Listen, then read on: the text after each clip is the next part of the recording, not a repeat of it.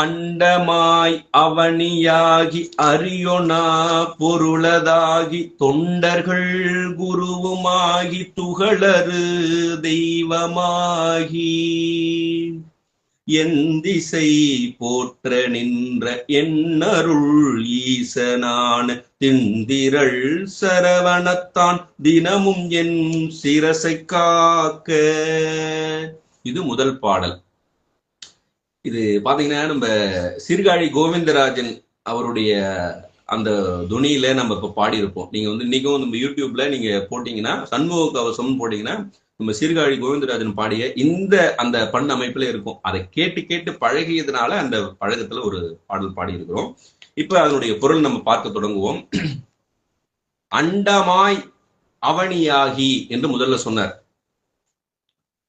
அண்டமாய் அப்படின்னா விண்ணாகியும், அவனியாய் அப்படின்னா இந்த பூதம் என்று பூமி என்று சொல்லக்கூடிய இந்த பூமியாகியும். அப்ப ஆகாயமாகியும் இருக்கிறான், பூமியாகவும் இருக்கிறான்னு சொன்னா இந்த பஞ்சபூதங்கள் எல்லாவற்றையும் எடுத்துக்கொள்ளணும். அப்ப இந்த உலகம் முழுவதும் வீற்றிருக்கிறான். இறைவனை சொல்லும் பொழுது சிவபெருமான அட்டமூர்த்த வடிவினன்னு சொல்லுவாங்க. அப்ப பஞ்சபூதங்கள் சூரியன், சந்திரன், ஆன்மா அப்படின்னு சொல்லுவாங்க. அப்படி இறைவன் உலகம் முழுவதும் நீக்கமர நிறைந்திருக்கிறான் முருகப்பெருமான் அப்படின்னு முதல்ல சொல்றார். அண்டமாய் அவனியாகி, அப்ப உலக வடிவினன். இத வேதத்துல என்ன சொல்லுவாங்க? விசுவன் அப்படின்னு சொல்லுவாங்க. உலக வடிவினன் என்பதை வேதத்துல என்ன சொல்லுவாங்க? விசுவன் அப்படின்னு சொல்லுவாங்க.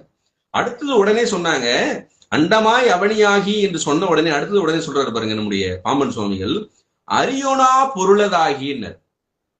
அரியோனா பொருளதாகி என்பதற்கு என்ன பொருள்னு கேட்டா, நம்ம சிவபுராணத்துல படிக்கிறோம் இல்லையா? சிவபுராணத்துல நம்ம என்ன படிக்கிறோம்? மாற்றம் மனம் கழிய நின்ற மறையோனே.